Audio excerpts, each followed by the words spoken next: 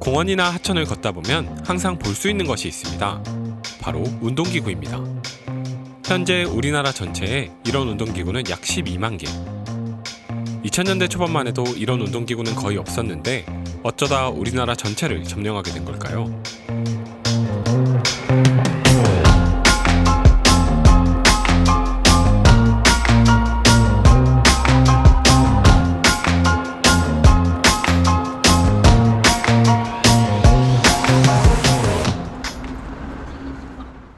검색을 해보면 2004년부터 그 흔적들이 보이기 시작합니다. 서울 효창공원, 서대문구 일대에 설치가 되죠. 이 중 서대문구는 구청장의 주도로 가장 대대적으로 운동기구를 설치합니다. 이 운동기구는 설치되자마자 주민들의 폭발적인 호응을 얻었다고 합니다. 아침이나 저녁에는 줄을 서서 기다려야 할 정도였다고 하죠. 사실 이 운동기구는 한국에서 발명된 것이 아닙니다. 2004년에 한 기사를 보면 당시 서대문 구청장이 중국 상하이의 한 공원을 방문하고 신기종의 운동기구를 보고 도입했다는 말이 나옵니다.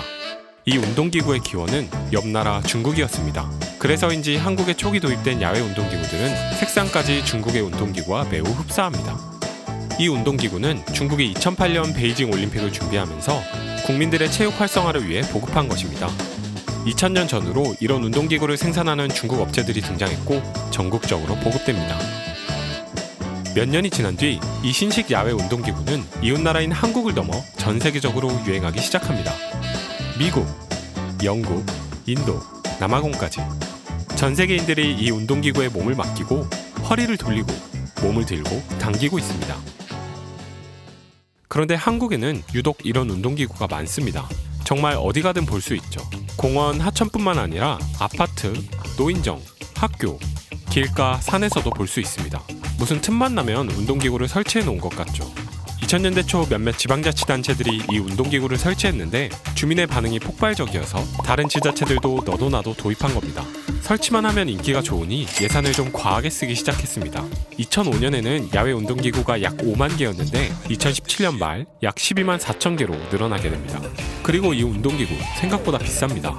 적게는 150만 원, 비싸게는 400만 원까지도 값이 나가죠. 개당 평균 200만 원이라고 계산하면 이 운동기구를 설치하는데 약 2,500억 원의 예산이 들어간 겁니다. 우리가 이렇게 많은 돈을 쓴 만큼 이 운동기구는 그만큼의 가치가 있을까요? 사실 젊은 연령층의 사람들은 그렇게 많이 쓰지 않기 때문에 저도 이 기구의 가치를 잘 몰랐습니다. 그런데 분명 긍정적인 측면이 있습니다.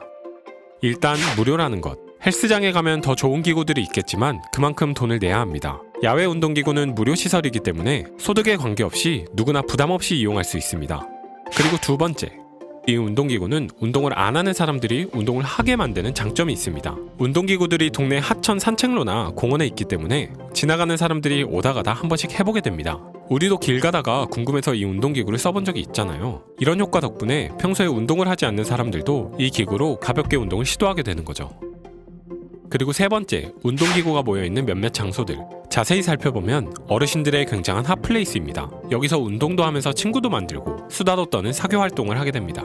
노년층의 사회고립 현상이 굉장히 심각한데 운동기구가 있는 장소에서 서로 교류하고 커뮤니티를 만들게 됩니다. 대만의 한 연구는 야외 운동기구가 실제로 다른 사람과의 관계를 늘려준다고 발표했습니다. 운동기구는 분명히 이런 장점이 있습니다. 하지만 이걸 설치한다고 해서 모두 긍정적인 효과를 내는 건 아닙니다. 산 정상에 아무도 걷지 않는 길가에 설치하면 사람들이 쓸 수 있을까요? 2000년대 중반 전국의 지자체들이 유행처럼 이 운동기구를 도입할 때 공통의 설치 기준 없이 많은 개수를 설치하게 됩니다. 2013년 국민권익위 자료에 따르면 지자체 각 부서들이 개별적으로 설치한 탓에 전체 개수조차 파악이 안 되었다고 합니다. 200~300만 원짜리 기구를 여러 개 사면서 개수 파악조차 안 되었다는 거 이상하지 않나요? 그리고 관리도 제대로 되지 않았습니다. 운동기구들은 365일 야외에 있는 탓에 비나 재해로 망가지기도 쉽습니다. 이렇게 망가진 운동기구를 주민이 직접 수리해서 쓰는 우픈 일이 일어나기도 합니다. 때로는 망가진 기구를 이용한 탓에 사람들이 크게 다치는 일도 생겼습니다. 건강하자고 설치한 운동기구가 사람들 건강을 해친 거죠. 사람들을 운동하게 만들어주고 누구나 비용 걱정 없이 운동을 할 수 있는 장점. 이런 장점을 살리려면 그만큼 운동기구를 잘 설치해야 합니다. 미국 텍사스주 샌안토니오시도 야외 운동기구를 설치했는데 이 도시는 지역별 건강지표, 소득지표 등을 활용해 어디에 운동기구를 설치할지 결정했습니다. 이 운동기구가 필요한 사람들이 더 쉽게 이용할 수 있게 말이죠.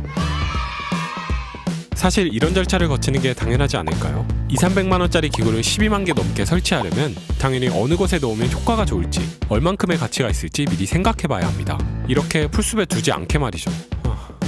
너무 당연하게도 국가가 돈을 써야 하는 방법은 개인과 크게 다르지 않습니다. 비싼 물건을 사기 전에 그 쓸모를 고민하고 사야 한다는 모범 답안은 국가에게도 마찬가지입니다.